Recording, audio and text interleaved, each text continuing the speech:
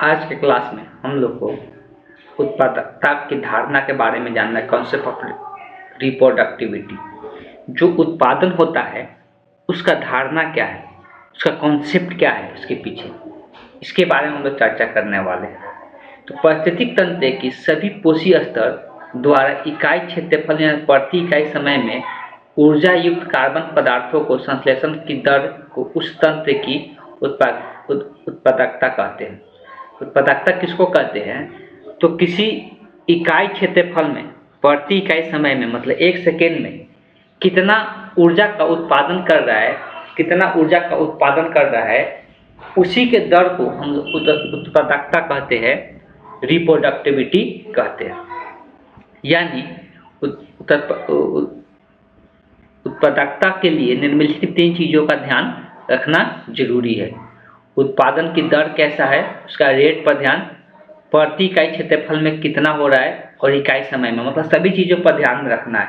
उसका दर तो ध्यान में रखना ही है कि जो उत्पादन हो रहा है उसका दर कैसा है। दर मतलब समय के साथ वो किस प्रकार से उत्पादन कर रहा है। अब कोई उत्पादन नहीं कर रहा है लेकिन समय बहुत धीरे धीरे कर रहा है, तो उसको हम लोग नहीं बोलेंगे कि उसका मतलब रेट अच्छा है। ठीक है। अब प्रति क्षेत्रफल मतलब क्या है कि इतना मान लो कि क्षेत्रफल है, तो कोई अगर ज़्यादा क्षेत्रफल लेकर रखा है तब उत्पादन ज़्यादा कर रहा है। मान लो कि इसका क्षेत्रफल कम है, ये भी उत्पादन जो कर रहा है मान लो कि 100 कर रहा है, ये भी उत्पादन क्या कर रहा है, 100 कर रहा है। तो अब ऐसा है कि इसका दर जो बोला जाएगा, उत्पादन का दर जो बोला जाएगा, इसका क्या कहा जाएगा, कम कहा जाएगा। इसलिए ज़्यादा क्षेत्रफल रखा है फिर भी उत्पादन 100 ही कर रहा है, लेकिन यहाँ पर क्षेत्रफल भी कम है और उत्पादन भी उतना ही हो रहा है, मतलब इसके बराबर हो रहा है, मतलब इसका दर क्या है, ज़्यादा है। ये समय पर भी निर्भर करता है। मान लो कि कोई एक साल में ये 100 उत्पादन करता है और ये 2 साल में 100 उत्पादन करता है, तो ऑब्वियस है कि ये समय ज़्यादा ले रहा है, तो इसका उत्पादन का दर क्या होगा, स्लो होगा, और इसका उत्पादन का दर क्या होगा, फास्ट होगा। तो ये समय पर भी डिपेंड करता है उत्पादन, और क्षेत्रफल पर भी डिपेंड करता है। तो उत्पादकता के मुख्य 2 प्रकार होते हैं। एक प्राथमिक उत्पादकता होता है और द्वितीयक उत्पादकता होता है। ठीक है। तो हम लोग इसमें पहले प्राथमिक के बारे में जानेंगे। अब देखो, अभी तक हम जो उत्पादन करने वाला होता है उसको हम लोग एक ही प्रकार का अभी तक मान रहे थे। यहाँ पे 2 प्रकार का अब इसको बांट दिया है, एक प्राथमिक और एक द्वितीयक उत्पादकता में। ठीक है। तो उत्पादकता में बांटा हुआ है प्राथमिक और द्वितीयक। तो उत्पादकों द्वारा प्रकाश संश्लेषण और रसायन संश्लेषण से सौर ऊर्जा का कार्बनिक यौगिक में परिवर्तन करने की दर प्राथमिक उत्पादकता कहलाता है। तो प्राथमिक उत्पादकता किसको कहते हैं? जो प्रकाश संश्लेषण द्वारा क्या करता है, ऊर्जा का निर्माण करता है, मतलब बोल सकते हैं कार्बनिक पदार्थों का निर्माण करता है, उसी को हम लोग क्या कहते हैं, प्राथमिक उत्पादकता कहते हैं। इसे प्रति इकाई समय एवं क्षेत्रफल में मापा जाता है। तो इसको कैसे मापा जाता है? तो प्रति इकाई समय और क्षेत्रफल में मापा जाता है। इसे भार या ऊर्जा के रूप में दर्शाया जाता है। तो भार या ऊर्जा के रूप में दर्शाया जाता है। भार और ऊर्जा के रूप में किस प्रकार तक कैलोरी पर मीटर स्क्वायर में दर्शाया जाता है। इसका इकाई समय लेने पर यह जी इनवर्स, यहाँ पर भार को जी इनवर्स से दर्शाया, जी के पावर -2 एयर या किलो कैलोरी पर मीटर स्क्वायर पर एयर की तरह लिखा जाता है। ईयरली दर्शाया जा रहा है। ठीक है। क्लोरोफिल युक्त पौधे प्रकाश संश्लेषण द्वारा रसायन संश्लेषित जीवाणु अकार्बनिक और कार्बनिक पदार्थों के ऑक्सीकरण द्वारा ऊर्जा का उपयोग करते हैं। और प्राथमिक उत्पादकता को निम्नलिखित भागों में विभाजित किया गया। तो ये तो सबसे पहले क्लियर हो जाना चाहिए कि प्राथमिक उत्पादकता किसको कहते हैं। तो जो प्रकाश संश्लेषण के द्वारा ऊर्जा का निर्माण करते हैं, बोल सकते हैं कार्बनिक पदार्थों का निर्माण करते हैं, कार्बनिक यौगिकों का निर्माण करते हैं, उसको हम लोग प्राथमिक उत्पादकता के नाम से जानते हैं। इसको और अलग भागों में विभाजित किया गया है। तो पहले ये सकल प्राथमिक उत्पादकता, उसके बाद है शुद्ध प्राथमिक उत्पादकता। तो ये सकल प्राथमिक उत्पादकता क्या है? तो उत्पादों द्वारा प्रति इकाई क्षेत्रफल या इकाई समय में प्रकाश संश्लेषण एवं रसायन संश्लेषण द्वारा संश्लेषित कार्बनिक पदार्थों में संचित होने वाले संपूर्ण ऊर्जा को हम लोग प्रथम उत्पादकता के नाम से जानते हैं। तो जो प्रकाश संश्लेषण द्वारा जितना कार्बनिक पदार्थों में जो ऊर्जा का संचयन होता है, ऊर्जा का स्टोरेज होता है, उसको हम लोग सकल प्राथमिक उत्पादकता के नाम से जानते हैं। यह उत्पादकों के शरीर में संचित कार्बनिक पदार्थ के भार और इसके शरीर में होने वाले विभिन्न क्रियाओं को होने वाले क्षति को जोड़ के बराबर होता है। तो ये जो ऊर्जा होता है वो किस प्रकार का ऊर्जा होता है? तो उसमें जितना कार्बनिक पदार्थ का जो भार होता है, ये ऊर्जा कैसे निकलता है? तो जो भी कार्बनिक पदार्थ होता है उसका भार और उसमें होने वाले विभिन्न क्रियाओं से जो क्षति होता है ऊर्जा का, उसका दोनों का योग करके हम लोग क्या करते हैं? तो सकल प्राथमिक उत्पादकता का मान ज्ञात करते हैं। दूसरा होता है शुद्ध प्राथमिक उत्पादकता। ये प्रति समय और क्षेत्रफल, मतलब क्षेत्रफल और इकाई समय के उत्पादकों द्वारा प्रकाश संश्लेषण और संश्लेषण संश्लेषित कार्बनिक पदार्थों की मात्रा को मापन काल में श्वसन के उपरांत संचित होती है। अब देखो, इसमें से जो श्वसन में ऊर्जा खर्च होता है ना, उसको इसमें से निकाल दिया जाता है। हम लोग इसमें जो सकल प्राथमिक उत्पादकता ले रहे थे, इसमें हम लोग श्वसन वाला भी ऊर्जा इसमें काउंट कर रहे थे। इसमें क्या कर रहे थे? श्वसन वाला भी ऊर्जा काउंट कर रहे थे, जिसको हम लोग आज इंग्लिश में बोलते हैं ग्रॉस प्राइमरी रिप्रोडक्टिविटी, तो जिसको हम लोग शॉर्ट फॉर्म में लिखते हैं जीपीपी। इसको क्या लिखते हैं? जीपीपी। ठीक है, तो ये प्राथमिक सकल प्राथमिक उत्पादकता के नाम से जानते हैं, ग्रॉस प्राइमरी रिप्रोडक्टिविटी। और इसमें जो ऊर्जा लेते हैं ना, संपूर्ण ऊर्जा लेते हैं। इसमें जो श्वसन में जो ऊर्जा खर्च होता है हम उसको भी जोड़ लेते हैं। जो पेड़ पौधा सांस लेने में जो ऊर्जा खर्च कर देता है उसको भी जोड़ देते हैं। तो इसी को हम उसको हटाने के लिए, इसलिए उसको तो नहीं ले सकते, वो तो खर्च हो जाता है, तो इसीलिए दूसरा नाम दिया गया शुद्ध प्राथमिक उत्पादकता नाम दिया गया, जिसको इंग्लिश में बोलते हैं नेट प्राइमरी रिप्रोडक्टिविटी, जिसको शॉर्ट फॉर्म में क्या लिखते हैं हम लोग? एनपीपी लिखते हैं। एनपीपी का मान निकालने के लिए जीपीपी में से जो रेस्पिरेशन हो रहा है, रेस्पिरेशन मतलब वही सांस लेने में जो पेड़ पौधा जो सांस लेता है उसमें जो ऊर्जा खर्च होता है उसको इसमें से क्या करते हैं? हटा देते हैं। तो उसमें जो बचा हुआ ऊर्जा रहता है, जो हम लोग बाद में दूसरा चीजों में इस्तेमाल करते हैं, तो वो ऊर्जा निकल के आ जाता है एनपीपी के रूप में।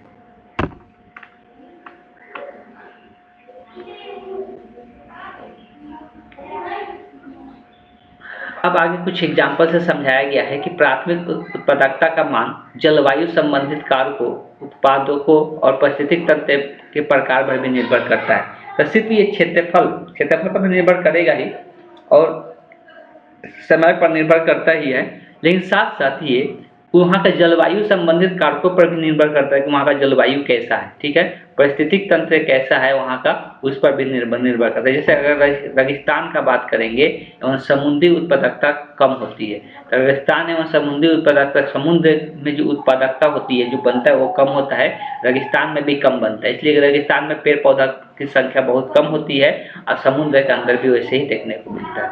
जबकि वन पारिस्थितिक तंत्र का बात करेंगे तो वहाँ पे जो जीपीपी होता है, प्राथमिक उत्पादकता होता है, वो अधिक होता है, या बोल सकते हैं सिंपल प्राथमिक उत्पादकता जो होता है वो अधिक होता है। कहाँ पे? वन पारिस्थितिक तंत्र में। इसलिए वन पारिस्थितिक तंत्र में वहाँ पर हरे पौधे, पेड़ पौधे बहुत ज्यादा मात्रा में देखने को मिलता है। पूरे जैवमंडल में कुल वार्षिक प्राथमिक उत्पादकता का बात करेंगे तो पूरे जैवमंडल मतलब पूरे दुनिया का बात हो रहा था, कितना ये उत्पन्न होता है? तो 170 बिलियन टन आका गया है। हालांकि पृथ्वी पर लगभग 70% भाग समुद्र से ही ढका हुआ है। ये चीज पता होना चाहिए, हमें समुद्र से ढका हुआ हिस्सा पृथ्वी पर कितना 70% है। फिर भी इनकी उत्पादक करीबन, अगर समुद्र का बात करेंगे तो समुद्र में कितना उत्पादन होता है? 55 मिलियन टन होता है। 55 मिलियन टन होता है, लेकिन ये एरिया ज़्यादा लेता है, फिर भी 55 मिलियन टन ही करता है। लेकिन यहाँ पर अगर स्थल का बात करेंगे, जंगल का बात करेंगे, तो वहाँ पर उत्पादन ज़्यादा होता है।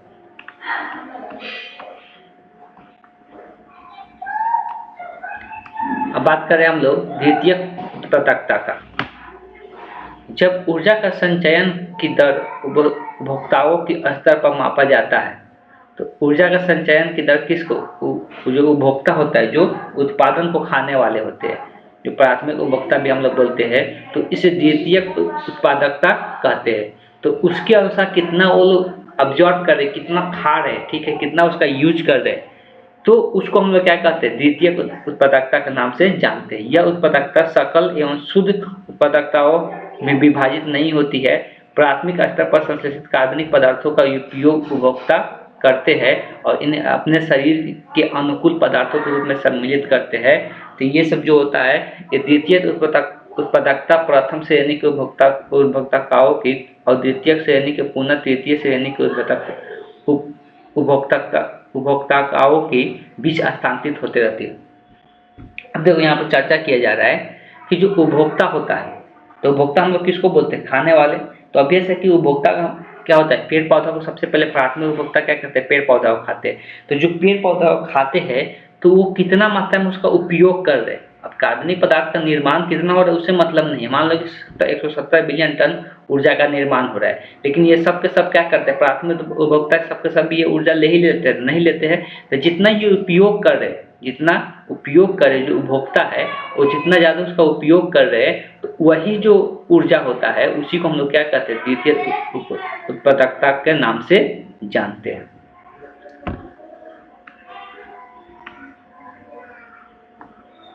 आगे जो टॉपिक है उसमें पढ़ना है पारिस्थितिक अनुक्रमण।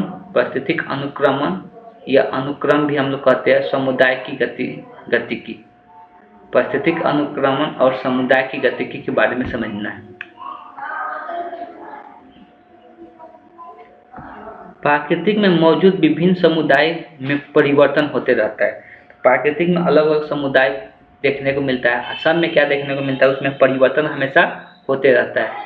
यह मुख्यतः जैविक कारकों, ये जो परिवर्तन होता है बहुत सारे जैविक कारकों के कारण होता है, मौसमी कारकों के कारण होता है, मृदीय मतलब मिट्टी कारकों के कारण होता है, अन्य अजैविक कारकों के कारण ऐसा देखने को मिलता है।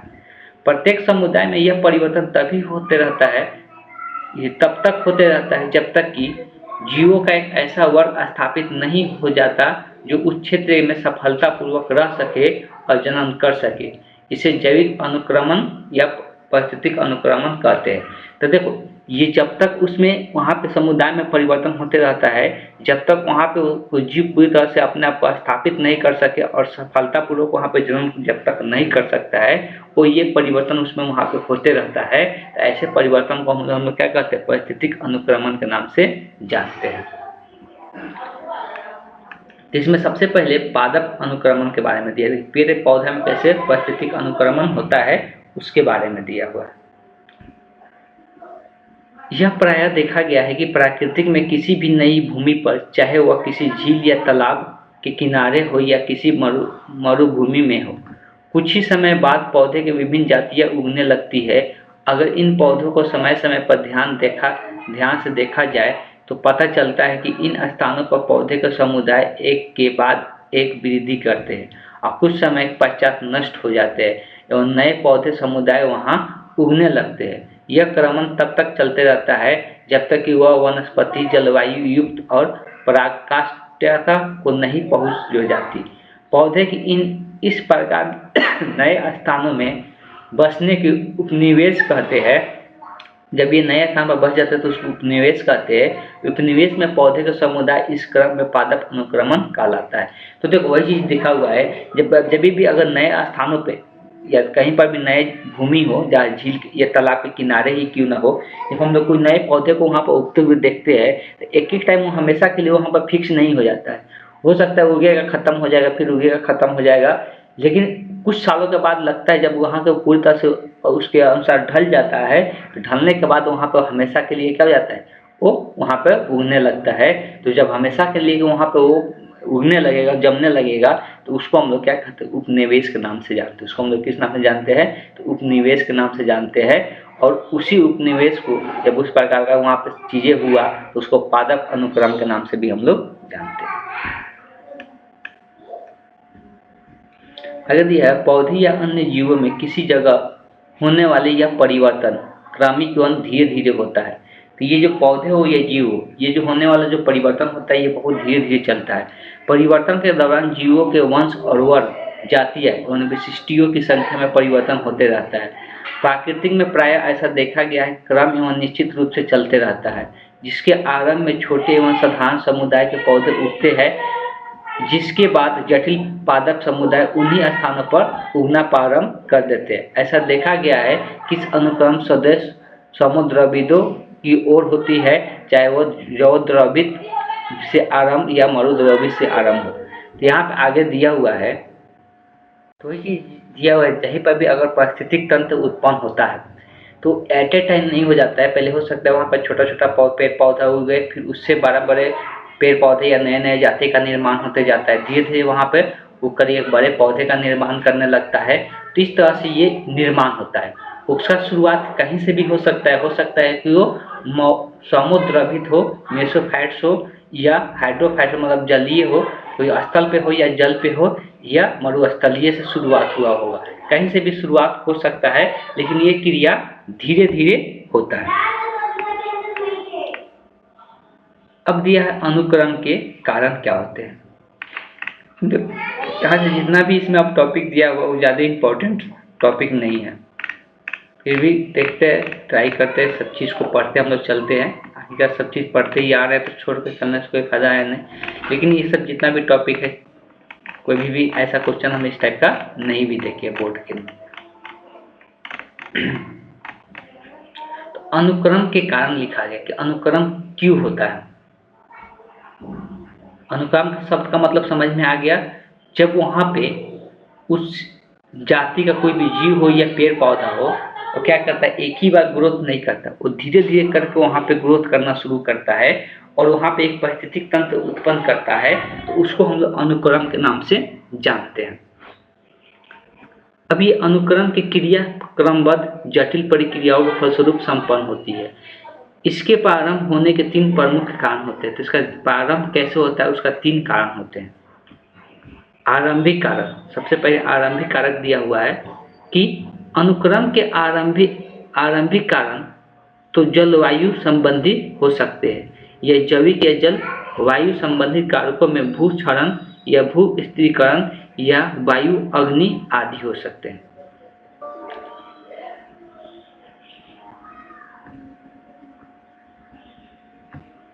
ये कुछ कारण दिया हुआ है जिसके कारण क्या होता है कि कहीं पर भी वहाँ का आबादी पूरी तरह से नष्ट हो जाता है। किस किस कारणों से हो सकता है कि वहाँ पर भूक्षरण हो जाए, भू स्थिरीकरण हो जाए या वायु या अग्नि आग लग जाए या बिजली के किसी कारण से या कोई भी ज्वालामुखी कारण हो सकता है। और धीरे धीरे यहाँ पे क्या जाती है, इस गतिविधि के कारण वहाँ का आबादी पूरी तरह से वहाँ अनभित हो जाती है, मतलब वहाँ पे कोई भी पेड़ पौधा नहीं दिखता है।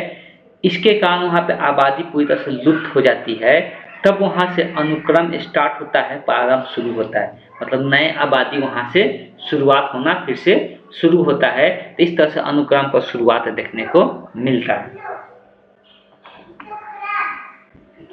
अब ये सतत जारी रहने वाले कारण, किसी क्षेत्र में वातावरण या मृदीय विशेषताओं के चलते जीवों के अनुक्रम का क्रम शुरू होता है और जंतुओं एवं पौधों के बीच आवागमन हमेशा एक क्षेत्र से दूसरे क्षेत्र में होते रहता है। अनुकूल वातावरण मिलने पर जंतु वहां रहना आरंभ करते हैं एवं बीजों से पौधे का जन्म होता है और विभिन्न जातियों के जीवों के बीच प्रतिस्पर्धा आरंभ होती है और इस प्रकार का अनुक्रम की क्रिया शुरू होती है। तो वही चीज लिखा हुआ है कि कोई भी अगर किसी भी क्षेत्र का बात करें, अगर मान लो कि वहाँ का आबादी पूरी तरह से खत्म हो जाता है, तो ऐसा नहीं है कि वहाँ पे जंतु नहीं जाता है, जंतु और पौधों का वहाँ पे आवागमन शुरू हो जाता है। ठीक है, आवागमन अगर जंतु का बात करेंगे तो अभी से चल के या उड़ के, पक्षी वगैरह भी होगा जो उड़ के जाएगा। और पौधे का बात करेंगे तो बीज वगैरह किसी पक्षी के द्वारा चला जाता है उस क्षेत्र में। ऐसे ही जब बीज वगैरह पौधे वगैरह जब उस क्षेत्र में जाता है तो इस तरह से देखने को मिलता है कि वहाँ पे वो उगना शुरू होता है।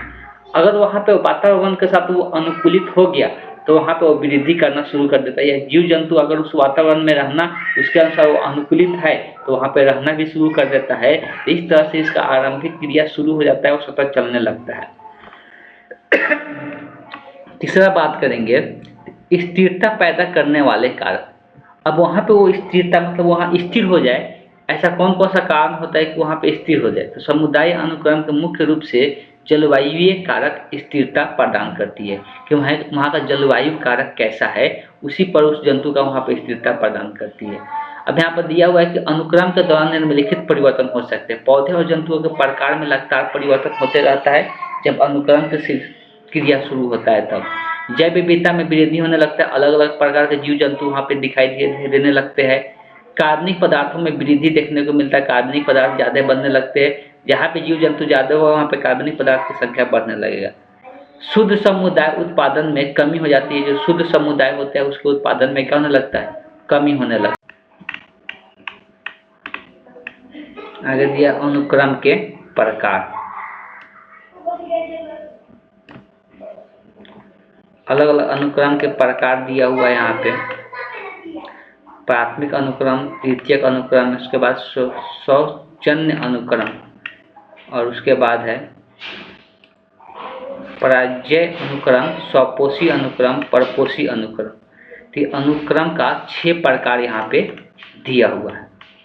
तो इसको देखने की कोशिश करते हैं अनुक्रम के प्रकार में क्या क्या दिया हुआ है।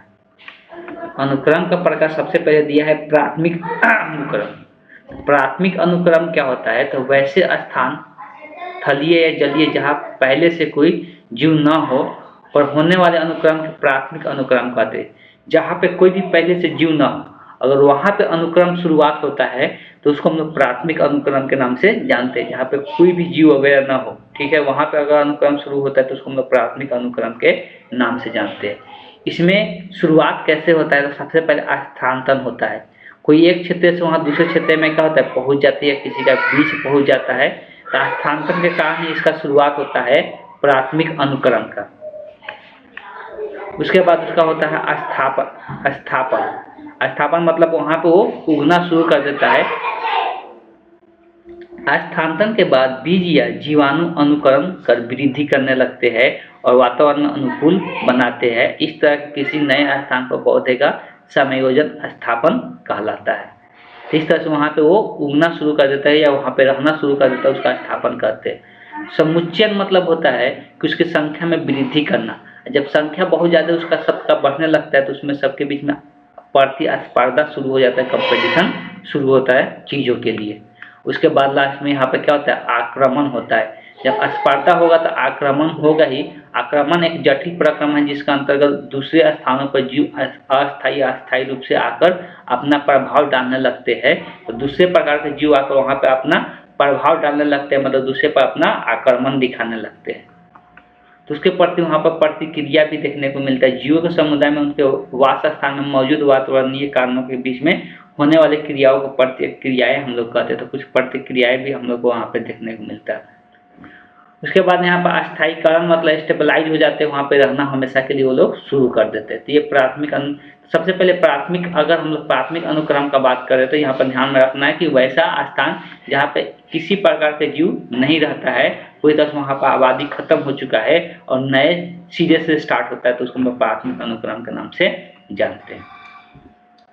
अगर द्वितीयक अनुक्रम का बात करेंगे तो यह अनुक्रम वहाँ होता है जहाँ पहले से मौजूद समुदाय नष्ट हो जाए जाते हैं। तो यहाँ पे वहाँ प्राथमिक मतलब एक ही बार नया सिरे से स्टार्ट होता है, वहाँ पे कोई भी किसी प्रकार का जीव नहीं था पहले से। लेकिन यहाँ पे क्या था कि किसी कारण से वहाँ का समुदाय नष्ट हो गया रहता है। किसी भी कारण हो सकता है, जंगल में आग लगना या भयानक बाढ़ आ जाना या भूकंप आ जाना, तो किसी भी कारण से वहाँ का समुदाय अगर नष्ट हो चुका है और वहाँ पे नष्ट होने के बाद नए समुदाय का निर्माण होना शुरू हो रहा है, तो उसको हम लोग द्वितीयक अनुक्रम के नाम से जानते हैं। बस ये चीज़ ध्यान में रखना। तीसरा दिया है स्ववंजय अनुक्रम। तो अनुक्रम क्रिया में प्रारंभ होने के बाद ज़्यादातर मामलों में समुदाय स्वतः वातावरण में प्रतिक्रिया कर अपने भौतिक वातावरण में इतना परिवर्तन लाता है कि उनकी जगह पर नए समुदाय आगमन होता है और इस प्रकार अनुक्रम को स्वजन्य अनुक्रम कहते हैं। इसमें क्या है कि अनुक्रम की क्रिया के प्रारंभ जब होता है तो उसमें इतना ज़्यादा स्वतः वातावरण के साथ प्रतिक्रिया करके स्वतः इतना ज़्यादा उसमें परिवर्तन ला देते हैं, वहाँ पे इतना ज़्यादा परिवर्तन ला देते हैं कि वहाँ पे दूसरा जीवों का क्या हो जाता है, दूसरा समुदाय का आगमन हो जाता है। और दूसरा समुदाय का जब आगमन हो जाता है तो उसी को हम लोग क्या करते हैं, स्वजन्य अनुक्रम के नाम से जानते हैं। तीसरा है पराजय अनुक्रम। ये क्या होता है, तो कुछ मामलों में बाहरी कारकों के चलते ही मौजूद समुदाय के विस्थापन हो जाता है, इस प्रकार के अनुक्रम को पराजय। अब देखो कुछ वहाँ पर ऐसा कुछ बाहरी कारक हो जाता है जिसके कारण वहाँ का जो समुदाय है वो विस्थापित हो जाता है, दूसरे जगह चला जाता है। इस प्रकार का अनुक्रम जब होता है उसको हम पराजय अनुक्रम कहते हैं। बस पराजय हार पछता कर वहाँ से चले जाना। स्वपोषी अनुक्रम। इस प्रकार के अनुक्रम में शुरू से लगातार स्वपोषी जीव यानी हरे पौधे का प्रभुत्व कायम रहता है और मुख्यतः अकार्बनिक वातावरण में प्रारंभ होता है और इसे अनिश्चित काल तक ऊर्जा प्रवाह बनाए रहता है। तो इसमें सबसे ज़्यादा मात्रा में जहाँ पे जहाँ पे पौधा रहेगा, स्वपोषी जीव रहेगा। स्वपोषी मतलब क्या, पेड़ पौधा ही अपना खाना खुद बनाता है, उसी को हम लोग स्वपोषी कहते हैं। तो उसका प्रभुत्व ज़्यादा रहेगा, मतलब वो उसका वहाँ पे ज़्यादा संख्या में हमेशा देखने को मिलता है, तो उसको वैसा अनुक्रम को हम लोग क्या कहते हैं, स्वपोषी अनुक्रम के नाम से जानते हैं। परपोषी का मतलब इसका जस्ट उल्टा हो गया, जो अपना खाना खुद नहीं बनाता है, दूसरे जीवों पर डिपेंड होते हैं, जैसे कि जीवाणु हो गए, कवक हो गए, सब जंतु हो गए, तो ये सब के सब क्या है, परपोषी है। जब ये अपना ज़्यादा प्रभुत्व बना के रखता है, इसकी संख्या ज़्यादा रहता है, तो इसमें कार्बनिक पदार्थ शुरू होता है। यहाँ मुख्यतः कार्बनिक वातावरण होता है, इसलिए कि यहाँ पर क्या है, सब के सब परपोषी है। परपोषी रहेगा तो कार्बनिक ही रहेगा। अकार्बनिक कहाँ पे वातावरण देखने को मिलेगा, जहाँ पे जिसको कार्बनिक बनाने वाला चीज रहेगा। जैसे पेड़ पौधा क्या होता है, अकार्बनिक को कार्बनिक बनाता है, पेड़ पौधा को अकार्बनिक चीजें चाहिए अपने भोजन बनाने के लिए, तो वहाँ पे अकार्बनिक का प्रभुत्व देखने को मिलता है। लेकिन परपोषी में कार्बनिक पदार्थ ज्यादातर देखने को मिलता है, और इससे ऊर्जा का ह्रास भी होता है, इसलिए कि ऊर्जा को समाप्त करता है लोग। लेकिन पेड़ पौधा जहाँ पे रहता है वो क्या करता है, ऊर्जा को बनाता है, तो इसमें ऊर्जा का ह्रास होता है, उसमें ऊर्जा का प्रवाह होता है। ठीक, ये दोनों में अंतर होता है। आगे अब जो पढ़ना है वो अनुक्रम की प्रक्रिया के बारे में पढ़ना है, तो इसको हम लोग यहाँ से नेक्स्ट क्लास में पढ़ेंगे। तो आज की क्लास को यहीं पे हम एंड करते हैं।